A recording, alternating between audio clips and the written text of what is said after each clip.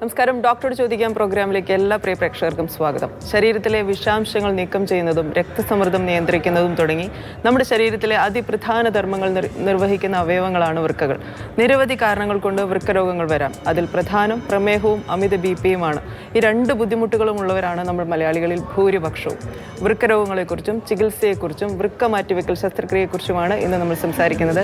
Kozhikode baby memorial ആശുപത്രിയിലെ chief and senior consultant nephrology and kidney transplant doctor Sunil George ആണ് നമുക്കൊപ്പം ഉള്ളത്. ഡോക്ടർ, പ്രോഗ്രാമിലേക്ക് സ്വാഗതം.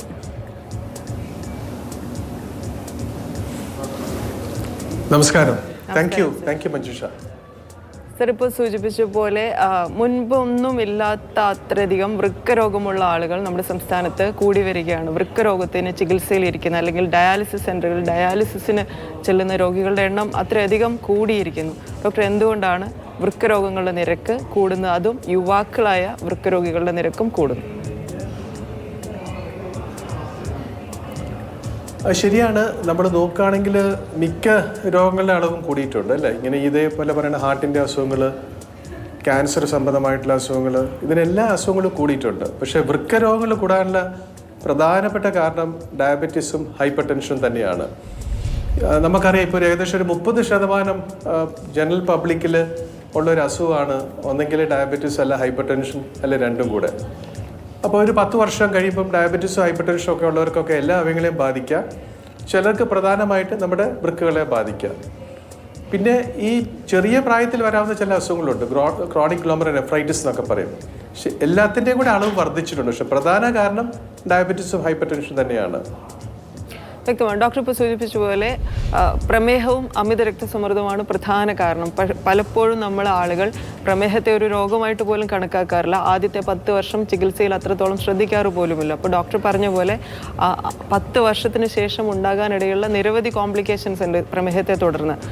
ആദ്യത്തെ 10 വർഷം നമ്മൾ തിരിച്ചറിയുന്ന 10 വർഷം പ്രമേഹം കൃത്യമായി ശാസ്ത്രീയമായി ചികിത്സിച്ച് മുന്നോട്ട് പോവുകയാണെങ്കിൽ ഈ വൃക്കരോഗങ്ങളിൽ നിന്ന് നമുക്ക് അകന്നു നിൽക്കാൻ പറ്റുമോ?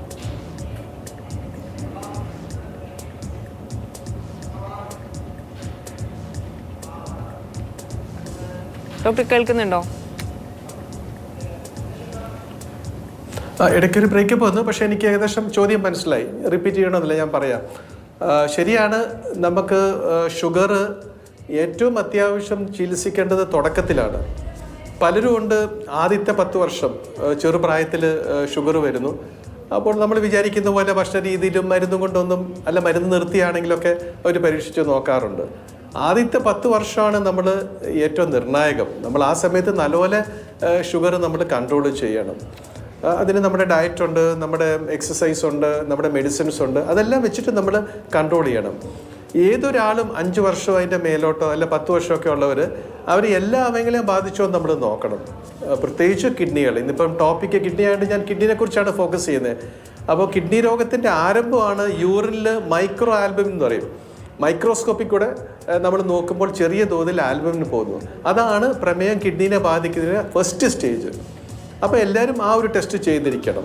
ഈ പറയുന്ന ഈ ഒരു മൈക്രോ ആൽബുമിയ പ്രഷറിനെക്കുറിച്ച് പറയുകയാണെങ്കിൽ, പ്രഷറും ഇതേപോലെ തന്നെ 5-10 വർഷം കഴിയുമ്പോൾ നമ്മുടെ എല്ലാ അവയവങ്ങളെയും ബാധിക്കാം, കിഡ്നീനെ ബാധിക്കാം. അപ്പം നമ്മൾ നമ്മുടെ കിഡ്നി ഫങ്ഷൻ ടെസ്റ്റൊക്കെ ചെയ്യണം. പക്ഷെ അതിൽ ഏറ്റവും ഇമ്പോർട്ടൻ്റ് എന്ന് ചോദിച്ചാൽ ചെറുപ്രായത്തിൽ വരുന്ന പ്രഷറുകൾ, ഒരു 30 വയസ്സിന് താഴെയൊക്കെ വരുന്ന അല്ല 40 വയസ്സിന് താഴെ വരുന്ന പ്രഷർ, അത് കിഡ്നി രോഗം കൊണ്ടാകാം.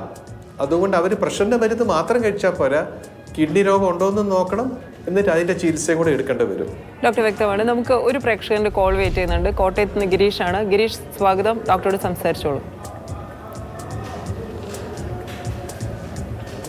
ഹലോ, ചോദിച്ചോളൂ ഗിരീഷ്, ചോദിച്ചോളൂ. നമസ്കാരം ഡോക്ടർ. നമസ്കാരം. ഞാൻ എൻ്റെ ഒരു കിഡ്നി എക്സ്ട്രാ ഞാൻ ഇപ്പോൾ മദ്യപിക്കുന്നു. അന്നേരം അതിന് വല്ല കുഴപ്പമുണ്ടോ? ഞാൻ യഥാർത്ഥ ഡ്രൈവറാണ്. ഒരു കിഡ്നി ആദ്യം പോയത് ഒരു ബ്ലഡ് പോയത്. നമ്മുടെ സംശയം മദ്യം.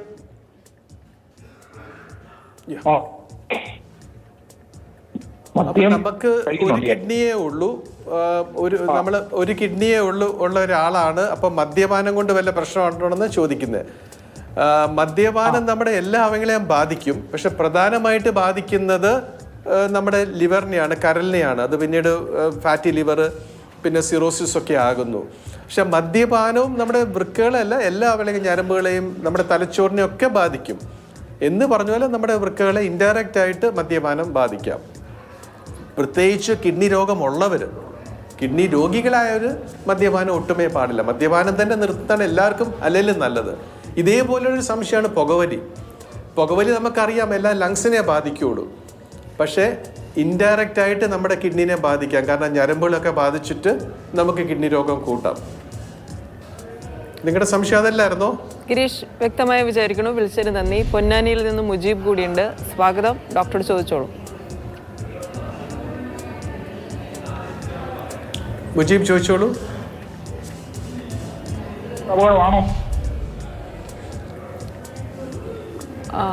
മുജീബിന്റെ കോള് കട്ടായിരിക്കുന്നു. വീണ്ടും വിളിക്കുമ്പോൾ നമുക്ക് ക്ലിയർ അല്ല. ഡോക്ടർ, ആ കോള് കട്ടായി. അദ്ദേഹം വീണ്ടും വിളിക്കുമ്പോൾ നമുക്ക് നോക്കാം. ഡോക്ടർ, ഇപ്പോൾ വേറൊരു കാര്യം, ഇപ്പോൾ പ്രമേഹത്തിന് മരുന്ന് കഴിക്കുമ്പോൾ, മരുന്ന് സജസ്റ്റ് ചെയ്യുമ്പോൾ പൊതുവെ ആളുകൾക്ക് ഇപ്പോഴുള്ളൊരു സംശയം, ഈ ഗുളിക കഴിച്ചു കഴിഞ്ഞാൽ കിഡ്നിക്ക് എന്തെങ്കിലും കുഴപ്പം വരുമോ, കിഡ്നി കേടാവുമോ എന്ന് പേടിച്ചിട്ട് ഈ മരുന്നിനെ ഒഴിവാക്കുന്ന നിരവധി ആളുകൾ നമുക്കുണ്ട്. അതോടൊപ്പം തന്നെ ഓൾട്ടർനേറ്റ് ആയിട്ടുള്ള മറ്റ് ചികിത്സാ രീതികൾ നോക്കുകയോ ഒക്കെ ഒരു പതിവാണ് നമ്മുടെ നാട്ടിൽ. ശരിക്കും പ്രമേഹത്തിന് മരുന്ന് കഴിക്കുന്നതുകൊണ്ട് കിഡ്നിക്ക് എന്തെങ്കിലും പ്രശ്നം ഉണ്ടാവും?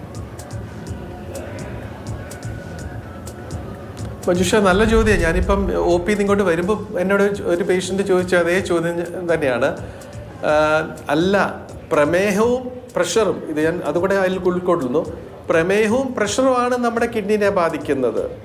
പക്ഷെ കിഡ്നി രോഗം വന്നു കഴിയുമ്പോൾ നമ്മൾ ചില മരുന്നുകൾ ഒഴിവാക്കാനുണ്ട്. അതുകൊണ്ട് വരുന്നതല്ല. ഉദാഹരണമായിട്ട് ഇപ്പോൾ പ്രമേയമുള്ളവർക്ക് കുറച്ച് കഴിയുമ്പോൾ അവർ കഴിക്കുന്ന ഒരു സാധാരണ കൊടുക്കുന്ന ഒരു ഗുളിയുണ്ട്, മെറ്റ്ഫോർമിൻ എന്നുള്ള ഗുളിക. അത് ക്രിയാറ്റിനൊക്കെ ഒത്തിരി കൂടുമ്പോൾ നമ്മളത് നിർത്തുക എന്നല്ല, അല്ല അവർക്കൊരു ശ്വാസം മുട്ടൽ, ലാക്റ്റിക് അസിഡോസിസ് എന്നൊക്കെ പറഞ്ഞു വരാം. പിന്നെ ക്രിയാറ്റിനൊക്കെ ഒത്തിരി കൂടി വരുമ്പോൾ നമ്മൾ ഗുളികകളൊക്കെ ഒഴിവാക്കി ഇൻസുലിൻ എടുക്കുന്നതായിരിക്കും നല്ലത്. അപ്പോൾ അങ്ങനെ ചില വ്യത്യാസങ്ങൾ വരുത്തും. അപ്പോൾ ആൾക്കാർ തെറ്റിദ്ധരിക്കും ഇതും കൊണ്ടാണ് കിഡ്നി അസുഖം വന്നതെന്ന്. അതല്ല. അതേപോലെ പ്രഷറും കൊണ്ടാണ് കിഡ്നി അസുഖം വരുന്നത്. നമുക്ക് പ്രഷർ വന്ന് കിഡ്നീനെയൊക്കെ ബാധിക്കുമ്പോൾ ചില മരുന്നുകൾ, ക്രിയാറ്റിൻ കൂടുമ്പോൾ നമ്മൾ ഒഴിവാക്കണം. അല്ലെങ്കിൽ ക്രിയാറ്റിനും കൂടും, പൊട്ടാസ്യം കൂടും. ലോസാട്ടാൻ, ടെൽമിസാട്ടാൻ എന്നൊക്കെ പറഞ്ഞ ചില മരുന്നുകളുണ്ട്. അപ്പോൾ പ്രഷറും പ്രമേയമാണ് നമ്മുടെ കിഡ്നിനെ ബാധിക്കുന്നത്. പിന്നെ ചില മരുന്നുകൾ നമ്മൾ അതിൻ്റെ ഡോസ് കുറയ്ക്കുകയോ മാറ്റേണ്ടി വരും കിഡ്നി അസുഖം വന്നതിന് ശേഷം. വ്യക്തമാണ് സർ. ഡോക്ടർ, ഇപ്പോൾ നമ്മൾ ദീർഘകാലമായി പ്രമേഹവും പ്രഷറും ഒക്കെയുള്ള ആളുകൾ എത്തരത്തിലാണ്, അവരുടെ വൃക്ക രോഗങ്ങളുണ്ട് എന്ന് സംശയിക്കേണ്ടതിൻ്റെ ആദ്യ ലക്ഷണങ്ങൾ എന്തെല്ലാമാണ്? നമുക്കിപ്പം ഏതൊരു ആൾക്കും വൃക്കരോഗം, ഇപ്പം പ്രമേയവും പ്രഷറും ഉള്ളവർക്ക് ഒരു ഒരു ഒരു കാരണമുണ്ട്. ഇപ്പോൾ ഒരു കാരണമില്ലാത്ത ആൾക്കാർ, ഹെൽത്തി ആയിട്ട് ആൾക്കാർ, അവർക്ക് വൃക്കരോഗമുണ്ടോ എന്ന് നമ്മൾ നിർണ്ണയിക്കുന്നത് എങ്ങനെയാണെന്ന് ചോദിച്ചാൽ അതിൻ്റെ ചില ലക്ഷണങ്ങളുണ്ട്. അതിലെ പ്രധാനപ്പെട്ട ലക്ഷണം എന്ന് വെച്ചാൽ നീര് തന്നെയാണ്. വൈകുന്നേരങ്ങളാകുമ്പോൾ കാലെ നീര്, രാവിലെ എണീക്കുമ്പോൾ കണ്ണിന് ചുറ്റുമല്ല മുഖത്ത് നീര്. പിന്നെ വൃക്കരോഗം കൂടും വരുമ്പോൾ നമുക്ക് ബ്ലഡിനകത്തുള്ള അഴുക്ക്, യൂറിയ ക്രിയാറ്റിനൊക്കെ കൂടുമ്പോൾ നമുക്ക് ഭക്ഷണത്തുള്ള താല്പര്യക്കുറവ്, ഓക്കാനം, ഏർലി മോർണിംഗ് നോസിയ എന്ന് പറയും, രാവിലെ എണീക്കുമ്പോൾ ഛർദ്ദിക്കണമെന്ന് തോന്നുന്നു. ഇതൊക്കെ കിഡ്നി രോഗത്തിൻ്റെ ലക്ഷണങ്ങൾ. പിന്നെ ബ്ലഡിൻ്റെ അളവ് കുറയും, അനീമിയ. അങ്ങനെ വരുമ്പോൾ നമുക്ക് ബ്ലഡ് കുറഞ്ഞിട്ടുള്ള കിതപ്പ്, ശ്വാസം മുട്ടലൊക്കെ. ഇതൊക്കെയാണ് വൃക്കരോഗത്തിലെ തുടക്കത്തിലുള്ള ലക്ഷണങ്ങൾ. പക്ഷെ നമ്മൾ നോക്കുകയാണെങ്കിൽ ഒഴിക്കുന്ന യൂറിൻ്റെ ഇതിലും നമുക്ക് ചിലതറിയാം. യൂറിൽ സാധാരണ ക്ലിയർ ആയിരിക്കണം. ഒരു കട്ടൻ കാപ്പിയുടെ ഒക്കെ നിറമുണ്ടെങ്കിൽ അത് ബ്ലഡിൻ്റെ അംശം പോകുന്നതുകൊണ്ടാണ്. അല്ലെങ്കിൽ ഫ്രോത്ത് അല്ലെ പതയുണ്ടെങ്കിൽ പ്രോട്ടീൻ പോകുന്നതുകൊണ്ടാണ്. ഇതൊക്കെ കിഡ്നി അസുഖത്തിൻ്റെ ലക്ഷണങ്ങളാണ്. പിന്നെ യൂറിൻ്റെ അളവ് കുറയുന്നതൊക്കെ വളരെയധികം കഴിഞ്ഞതിന് ശേഷമാണ്, ക്രിയാറ്റിനൊക്കെ ഒത്തിരി കൂടിയതിന് ശേഷമാണ് യൂറിൻ്റെ അളവ് കുറയുന്നത്. വ്യക്തമാണ് ഡോക്ടർ. നമുക്ക് തൃപ്പൂണിത്തുറയിൽ നിന്ന് ഫ്രാങ്ക്ലിൻ എന്ന പ്രേക്ഷകനുണ്ട്. സർ, സ്വാഗതം. ഡോക്ടറോട് ചോദിച്ചോളൂ. സാറേ, ഞാൻ ഫ്രാങ്ക്ലിനാണ്, തൃപ്പൂണിത്തുറയാണ് വിളിക്കുന്നത്. ഹലോ, സംസാരിച്ചോളൂ. ഡോക്ടർ കേൾക്കുന്നുണ്ട്. സാർ, എനിക്ക് 48 വയസ്സായി. അപ്പൊ എന്റെ കാലില് വൈകുന്നേരം ആകുമ്പോഴത്തേക്ക് നീര് വരും. ഈവനിങ് മോർണിംഗ് ആകുമ്പോഴത്തേക്ക് അത് തന്നെത്താനെ കുറയും. അപ്പൊ ഞാൻ ഈ ശ്വാസം മുട്ടലിന്റെ മരുന്ന് എടുക്കുന്ന ആളാണ്, കൊറോപ്ല 250 എന്ന് പറഞ്ഞിട്ട്. അപ്പൊ എനിക്ക് അത് കിഡ്നിയുടെ ഇതായിട്ട് എന്തെങ്കിലും ഇതിന്റെ ബന്ധമുണ്ടോ എന്ന് അറിയാൻ വേണ്ടിയിട്ടായിരുന്നു.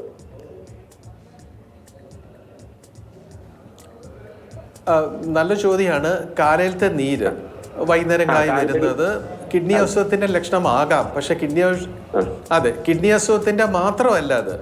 2 കാലിലും നീര് വരുന്നത് കിഡ്നി അസുഖത്തിന്റെ ഒരു കാരണമാകാം. അപ്പം നമ്മൾ തീർച്ചയായിട്ടും പോയിട്ട് കിഡ്നി ടെസ്റ്റ് ചെയ്തിരിക്കണം. യൂറിയ, ക്രിയാറ്റിൻ, യൂറിനും പരിശോധിച്ചിരിക്കണം. പ്രോട്ടീനോ എന്തെങ്കിലും പോകുന്നുണ്ടോ, പറ്റുമെങ്കിൽ ഒരു സ്കാൻ എടുത്ത് നോക്കണം. പക്ഷേ മറ്റു കാരണങ്ങളിലും നമുക്ക് കാല നീര് വരാം. ഉദാഹരണമായിട്ട് നിങ്ങൾ എടുക്കുന്ന മരുന്നും കൊണ്ട് നീര് വരത്തില്ലെങ്കിലും ചിലപ്പോൾ ആസ്മയുള്ളവർക്കൊക്കെ അല്ലെങ്കിൽ ചിലപ്പോൾ സ്റ്റീറോയിഡ്സ് പോലത്തെ മരുന്ന് കഴിച്ചാലും കുറച്ചൊരു ചീർപ്പും നീരും വരാം. ചില പ്രഷറിൻ്റെ മരുന്നുകളുണ്ട്, കാൽഷ്യം ചാനൽ ബ്ലോക്കേഴ്സ് എന്നൊക്കെ പറഞ്ഞിട്ട്. ഈ നമ്മൾ നിഫിഡിപ്പിന്, പിന്നെ അത് അമലോഡിപ്പിന്, സിലിഡിപ്പിൻ എന്നൊക്കെ പറഞ്ഞ് പ്രഷറിൻ്റെ മരുന്നും കാലിൽ നീരുണ്ടാക്കാം. ഹാർട്ടിൻ്റെ അസുഖമുള്ളവർക്ക് നീര് വരാം, കരളിൻ്റെ അസുഖമുള്ളവർക്ക് നീര് വരാം, തൈറോയിഡിൻ്റെ അസുഖമുള്ളവർക്ക് നീര് വരാം. ഇങ്ങനെ പല കാരണം കൊണ്ടും കാല നീര് വരാം. പക്ഷേ ഒരു പ്രധാനപ്പെട്ട കാരണം കിഡ്നി അസുഖം തന്നെയാണ് കാല നീര്. അപ്പം നമ്മൾ പോയിട്ട് കിഡ്നിയുടെ ടെസ്റ്റ് ചെയ്തിരിക്കണം. സർ, വിളിച്ചതിന് നന്ദി. കോഴിക്കോട് നിന്ന് സാജൻ കൂടിയുണ്ട്. സ്വാഗതം. ഡോക്ടർ ചോദിച്ചോളൂ. ഡോക്ടർ നമസ്കാരം. സാജൻ പറഞ്ഞോളൂ. ഹലോ. ഡോക്ടർ നമസ്കാരം. നമസ്കാരം. ഡോക്ടർ, എനിക്ക് കിഡ്നി സ്റ്റോൺ ഉണ്ട്. ഹലോ. ഡോക്ടർ കേൾക്കാം. കിഡ്നിയിൽ സ്റ്റോൺ ഉണ്ട്. ഓക്കെ, സ്റ്റോൺ ഉണ്ട്. അത് കിഡ്നിയിൽ സ്റ്റോൺ ഉണ്ടെന്ന് പറഞ്ഞു കേട്ടു. അതെ, ഈ ടാബ്ലറ്റ് ഒക്കെ എടുക്കുന്ന സമയത്ത് ഒരു 1 month അല്ലെങ്കിൽ 2 months ഒക്കെ ആകുമ്പോഴത്തേക്ക് യൂറിൽ കൂടെ പോകും. അത് വീണ്ടും ഇങ്ങനെ വന്നുകൊണ്ടിരിക്കുകയാണ്. ഏകദേശം 3-4 years ആയിട്ട് വന്നുകൊണ്ടിരിക്കുകയാണ്. ടാബ്ലറ്റ് കഴിക്കുമ്പോൾ യൂറിൽ കൂടെ പോകും. പിന്നെ കുറച്ച് നാളത്തേക്ക് പോകുന്നുണ്ടാവില്ല. പിന്നെ ഈ വയറുവേദന വരുമ്പോൾ വീണ്ടും കാറ്റുമ്പോൾ വീണ്ടും അത് ഉണ്ടാവുന്നു. അപ്പൊ അത് സ്റ്റോൺ എന്ന് പറയുന്നത് നമുക്കറിയാം വളരെയധികം കോമൺ ആയിട്ട് കാണുന്ന ഒരു പ്രോബ്ലമാണ് സ്റ്റോണ്. നിങ്ങളുടെ പ്രശ്നം വെച്ചാൽ സ്റ്റോണിന് ഒരു ഫ്രീക്വൻറ്റ് സ്റ്റോൺ ഫോമറാണെന്ന് വെച്ചാൽ ഇടയ്ക്കിടയ്ക്ക് സ്റ്റോൺ വരുന്നു, പക്ഷെ അത് പോകുന്നു. അപ്പം നിങ്ങൾ അടുത്ത പ്രാവശ്യം നിങ്ങൾ സ്റ്റോൺ പാസ് ചെയ്യുമ്പോൾ ആ സ്റ്റോൺ നിങ്ങൾ കളക്ട് ചെയ്തിട്ട് ഒരു കെമിക്കൽ അനാലിസിസ് നടത്തണം. അത് എന്തുകൊണ്ടുള്ള സ്റ്റോണാണ്? കാൽഷ്യം ഓക്സൈഡ് ആണോ, കാൽഷ്യം ഫോസ്ഫേറ്റ് ആണോ, യൂറിക് ആസിഡ് ആണോ, എന്താ ട്രിപ്പിൾ ഫോസ്ഫേറ്റ്, എന്താണ് അതിൻ്റെ ഒരു കെമിക്കൽ അനാലിസിസ് ചെയ്തിട്ട് വേണം നമ്മൾ അതിന് വേണ്ടിയുള്ള നടപടികൾ എടുക്കേണ്ടത്. പിന്നെ സ്റ്റോൺ സാധാരണ ഒരു 6-7 മില്ലിമീറ്റർ വരെയൊക്കെയാണ് തന്നെ പോകും. അതിൻ്റെ മേലെയുള്ള സ്റ്റോണുകളാണ് നമുക്ക് യൂറിൻ്റെ ട്യൂബിലോ അല്ല യൂറിനും ബ്ലാഡിൻ്റെ ഇടയ്ക്ക് വരുന്ന ജംഗ്ഷനിലോ ഒന്ന് ബ്ലോക്ക് ആക്കിയിട്ട് പ്രശ്നങ്ങൾ വരുന്നത്. നമുക്കിപ്പം തൽക്കാലം നമുക്ക് ചെയ്യാൻ പറ്റുന്നതെന്ന് വെച്ചാൽ നമ്മൾ ഹൈഡ്രേറ്റ് ചെയ്യുക. ഒത്തിരി വെള്ളമൊക്കെ കുടിച്ചു കഴിഞ്ഞാൽ നമുക്ക് ഈ പറയുന്ന ഈ സാച്ചുറേഷൻ, ഈ ഓരോ ക്രിസ്റ്റൽസിൻ്റെ സാച്ചുറേഷൻ നമുക്ക് തടയാൻ പറ്റും. പിന്നെ ചില സിട്രേറ്റ് സിറപ്സ് ഒക്കെ ഉണ്ട് ഈ പറയുന്ന സ്റ്റോണൊക്കെ ഫോർമേഷൻ തടയാൻ വേണ്ടിയൊക്കെ ഉള്ളതുകൊണ്ട്. എന്നിട്ട് ബേസിക്കലി ഇത് ഈ സ്റ്റോണും കൊണ്ട് കിഡ്നി അസുഖം വരാറില്ല. കിഡ്നി അസുഖം വരുന്ന ചില സ്റ്റോണുകളുണ്ട്, ഓക്സലോസിസ് എന്നൊക്കെ പറഞ്ഞ് 2 കിഡ്നിയിലും നിറയെ സ്റ്റോണ്, അല്ലെ വലിയ സ്റ്റോൺ സ്റ്റാഗോൺ കാൽക്കുലേ വന്ന് കിഡ്നിക്ക് ബ്ലോക്ക് ഉണ്ടാക്കുന്നു. അങ്ങനെയൊക്കെയുള്ള കിഡ്നിക്ക് അസുഖം വരുവുള്ളൂ. ഇത് ശരിക്കും കാണിക്കേണ്ടത് യൂറോളജി എന്നുള്ള ഒരു വകുപ്പിനാണ് നമ്മൾ കാണിക്കേണ്ടത്. നിങ്ങളൊരു ഫ്രീക്വൻറ്റ് സ്റ്റോൺ ഫോർമറാണ്, അതിൻ്റെ കാരണം കണ്ടുപിടിച്ചിട്ട് വേണം നമ്മൾ ചികിത്സിക്കാൻ. യൂറിക് ആസിഡ് ആണോ, കാൽഷ്യം ആണോ, ഓക്സിഡേറ്റ് ആണോ, ഫോസ്ഫേറ്റ് ആണോ. Thank you. സാജൻ വിളിച്ചതിന് നന്ദി. ഡോക്ടർ, ഇപ്പോൾ നമ്മൾ ലക്ഷണങ്ങളെക്കുറിച്ചും അസുഖങ്ങളെക്കുറിച്ചും സംസാരിച്ചു. ഇനി ചികിത്സയെക്കുറിച്ച് സംസാരിക്കുമ്പോൾ പൊതുവേ നമുക്കറിയാം ഏറ്റവും അധികം കോമണായി നടക്കുന്നത് ഡയാലിസിസ് ആണ്. ഡയാലിസിസ് ചികിത്സയെക്കുറിച്ച് ഡോക്ടർ ഒന്ന് വിശദമാക്കൂ. ഏത് ഘട്ടത്തിലാണ് ഡയാലിസിസ് മതിയാവാതെ വരുമ്പോഴാണോ നമുക്ക് ട്രാൻസ്പ്ലാന്റ് എന്ന അവസ്ഥയിലേക്ക് മാറേണ്ടത്? കിഡ്നി അസുഖം 2 തരത്തിലുണ്ട്. താൽക്കാലികമായിട്ട് വരുന്ന ഒരു കിഡ്നിയുടെ അസുഖം, അക്യൂട്ട് കിഡ്നി ഇഞ്ചുറി. പിന്നെ സ്ഥിരമായിട്ടുള്ള ഒരു കിഡ്നിയുടെ അസുഖം, ക്രോണിക് കിഡ്നി ഡിസീസ്. താൽക്കാലികമായിട്ട് വരുന്ന കിഡ്നി ഡിസീസ് പല കാരണം കൊണ്ട് വരാം. നമുക്കൊരു ഡീഹൈഡ്രേഷൻ വരുന്നു, ഇൻഫെക്ഷൻ വരുന്നു, അല്ല ഒരു മരുന്ന് മാറിക്കഴിക്കുന്നു, അതിലൊരു ബ്ലോക്ക് വരുന്നു. അതിന് നമുക്ക് അത് ഉചിതമായിട്ടുള്ള മെഡിക്കലോ അല്ലെങ്കിൽ ചെറിയ സർജിക്കൽ ഇതുകൊണ്ട് നമുക്ക് മാനേജ് ചെയ്യാൻ പറ്റും. പിന്നെ ക്രോണിക് കിഡ്നി ഡിസീസ് വെച്ചിട്ട് വർഷങ്ങളായിട്ടുള്ള കിഡ്നിയുടെ രോഗം, അത് പല സ്റ്റേജ് ഉണ്ട്. ഇതിൽ തന്നെ മഞ്ജുഷ കാണിക്കുന്നുണ്ട് പല സ്റ്റേജസ് കിഡ്നി അസുഖത്തിൻ്റെ. Stage 1 to stage 5. അപ്പോൾ ചുരുങ്ങി ഒരു ക്രിയാറ്റിൻ 2 ഒക്കെ ആകുമ്പോൾ സ്റ്റേജ് 1 to 2 എന്ന് പറയും. ക്രിയാറ്റിൻ ബ്ലഡിൻ്റെ അളവിൽ ക്രിയാറ്റിൻ ഒരു 10 ഒക്കെ ആകുമ്പോഴാണ് നമ്മൾ 9-10 ഒക്കെ ആകുമ്പോൾ സ്റ്റേജ് 4 to 5 എന്ന് പറയുന്നത്. അപ്പോൾ ക്രിയാറ്റിൻ്റെ അളവ് നമ്മൾ നോക്കുവാണെങ്കിൽ ഒരു 8, 9, 10 ഒക്കെ ആകുമ്പോഴാണ് നമ്മൾ ഡയാലിസിസ് നമ്മൾ നിർദ്ദേശിക്കുന്നത്. ഡയാലിസിസ് എന്ന് പറയുന്നത് സത്യം പറഞ്ഞാൽ ഒരു കണ്ടിന്യൂസ് പ്രോസസ്സാണ്. ഒരിക്കൽ തുടങ്ങിക്കഴിഞ്ഞാൽ ആഴ്ച 3 എന്നുള്ള തുടങ്ങിക്കഴിഞ്ഞാൽ ചിലർക്ക് ആഴ്ച 2 നമുക്ക് കുറയ്ക്കാനേ പറ്റുള്ളൂ.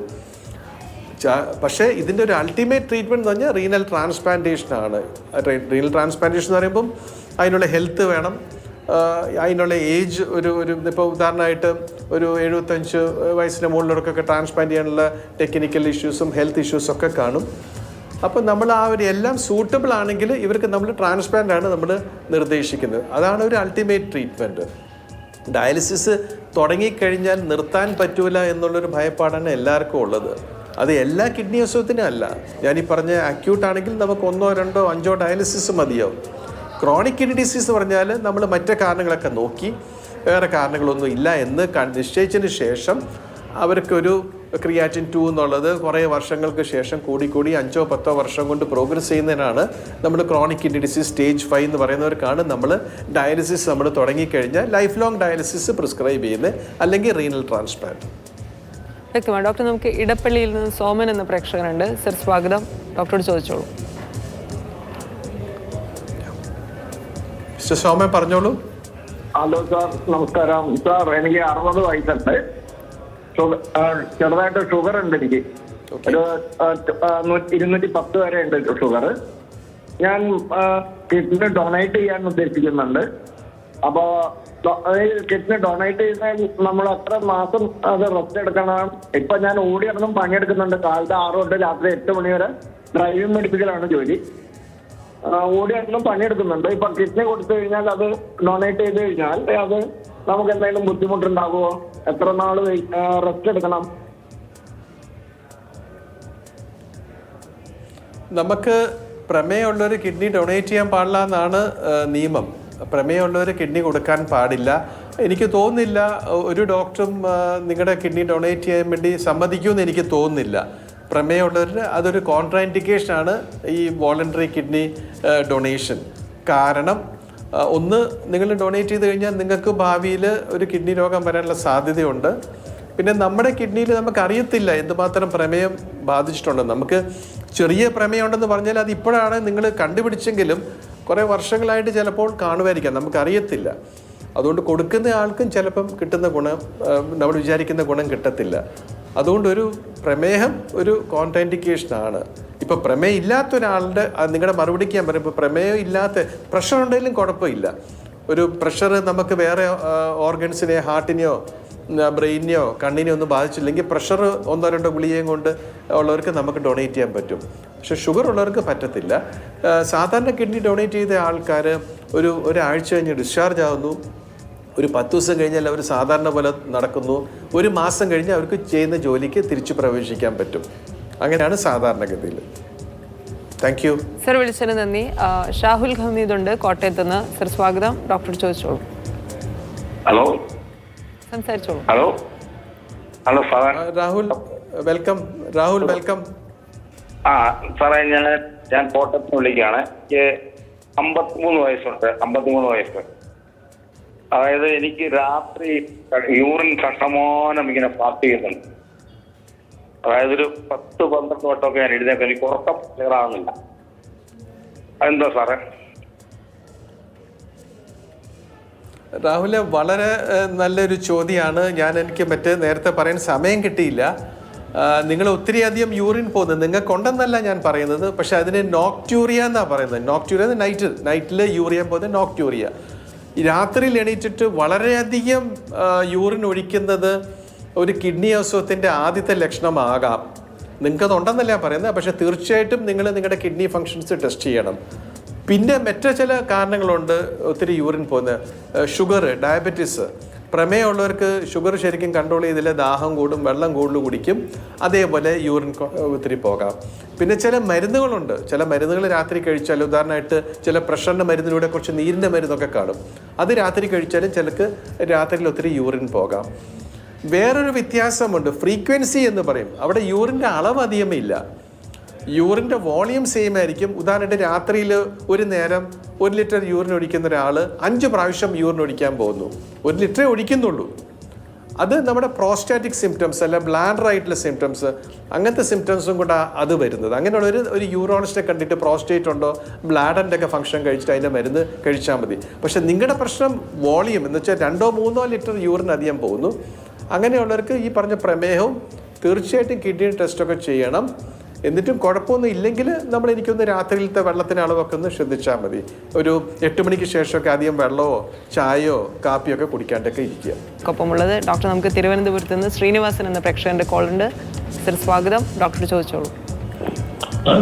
ഡോക്ടർ, ഈ ടെൽമ 40, ഹലോ ഡോക്ടർ, ടെൽമ 40 പ്രഷറിന്റെ മരുന്നാ. ടെൽമ 40 കഴിക്കാനായിട്ട് ഈ ഹാർട്ടിന്റെ കാര്യത്തിൽ ശ്രീചിത്രയിൽ പോകുന്ന ഒരു പേഷ്യൻ്റാണ്, ശ്രീചിത്രയില്. അപ്പൊ അദ്ദേഹം ഈ ടെൽമ 40 കഴിക്കാനായിട്ട് എഴുതിയപ്പോൾ പറഞ്ഞു ചെക്ക് ചെയ്തോളണം, ഒരു 3 മാസത്തേക്ക് ചെക്ക് ചെയ്തോളണം. പിന്നെ ഈ കിഡ്നിക്ക് ചിലപ്പം പ്രോബ്ലം ഉണ്ടാകാൻ സാധ്യതയുണ്ട്, ചെയ്യണമെന്ന് പറഞ്ഞു. അങ്ങനെ ഞാൻ ഇപ്പൊ 4 മാസമായി ഞാൻ ഒരിക്കൽ ടെസ്റ്റ് ചെയ്തപ്പോൾ ഒരുവിധം നോർമലായിട്ടാണ് കണ്ടത്. 40 സോഡിയം.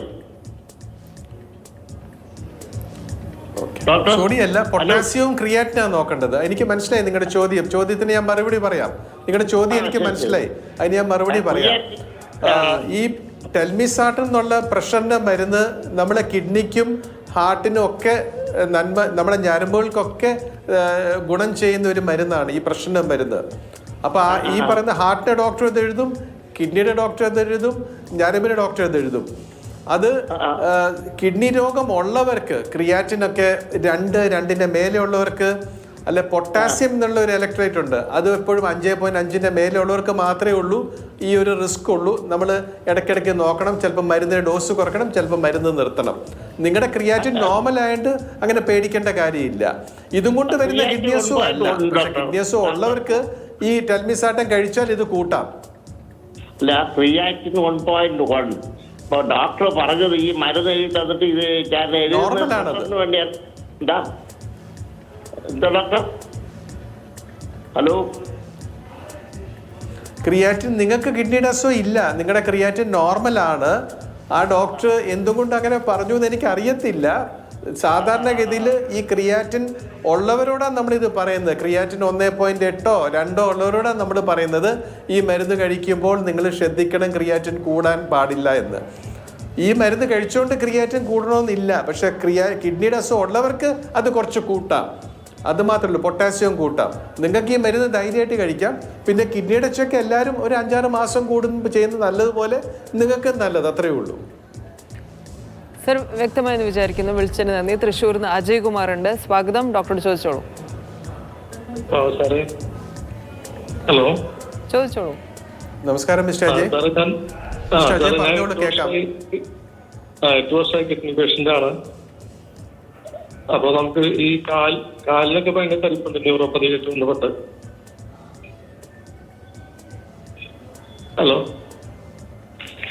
സാറ്, ഞാൻ ചോദ്യം എന്തായിരുന്നു ചോദിച്ചോളൂ. എനിക്കറിയാം നിങ്ങൾക്ക് ഷുഗർ കാരണമുള്ള കിഡ്നിയുടെ അസുഖമാണെന്ന് മനസ്സിലാക്കുന്നു. അതെ, എനിക്ക് 30 വർഷം ഷുഗർ ഉണ്ട്, അങ്ങനെ വന്നതാണ്. അപ്പൊ കാലിന് തരത്തിലുള്ള മരുന്ന് കഴിക്കുമ്പോഴേ കൂടുന്നു. കാലിന്റെ തരിപ്പിന് മരുന്ന് കഴിക്കുമ്പോഴേ ക്രിയാറ്റിൻ കൂടുന്നു. സാധാരണ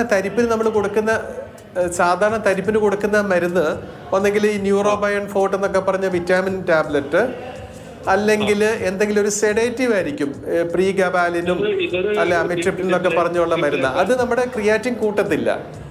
ക്രിയാറ്റിൻ കൂട്ടുന്ന മരുന്നുകൾ എന്ന് പറഞ്ഞാൽ വേദന സംഹാരികൾ, പെയിൻ കില്ലേഴ്സ്, വേദനയ്ക്കുള്ള മരുന്നുകൾ, ബ്രൂഫെൻ, പിന്നെ ഈ പറയുന്ന അസിക്ലോഫെനാക് എന്നൊക്കെ പറഞ്ഞ് പെയിൻ കില്ലേഴ്സ് ഒക്കെ ഉണ്ട്. അത് പാരസെറ്റമോളൊക്കെ സേഫായിട്ട് കഴിക്കാം. പിന്നെ ചില ഈ പറയുന്ന ആൻറ്റിബയോട്ടിക്സ് ഉണ്ട്, അത് ഞരമ്പിക്കൂടെ കുത്തുന്ന അമിനോഗ്ലൈക്കോസൈഡ് ആൻറ്റിബയോട്ടിക്സ് ഒക്കെ ഉണ്ട്. പിന്നെ ഹെവി മെറ്റൽസ് ഉണ്ട്, ചില കീമോതെറാപ്പി മരുന്ന്, ചില സൈക്കാട്രി മരുന്ന്, ലിത്യം, ഇങ്ങനെയൊക്കെയുള്ള ചില മരുന്നുകളിലൂടെ ക്രിയാറ്റിൻ കൂട്ടുകയുള്ളൂ. ഈ തരിപ്പിനുള്ള മരുന്നും കൊണ്ട് ക്രിയാറ്റിൻ കൂടത്തില്ല. സർ വിളിച്ചതിന് നന്ദി. വ്യക്തമായെന്ന് വിചാരിക്കുന്നു. ഡോക്ടർ, നമ്മൾക്ക് ഇനി ചികിത്സയെക്കുറിച്ച് പറയുമ്പോൾ ട്രാൻസ്പ്ലാന്റിനെ കുറിച്ചാണ് അറിയേണ്ടത്.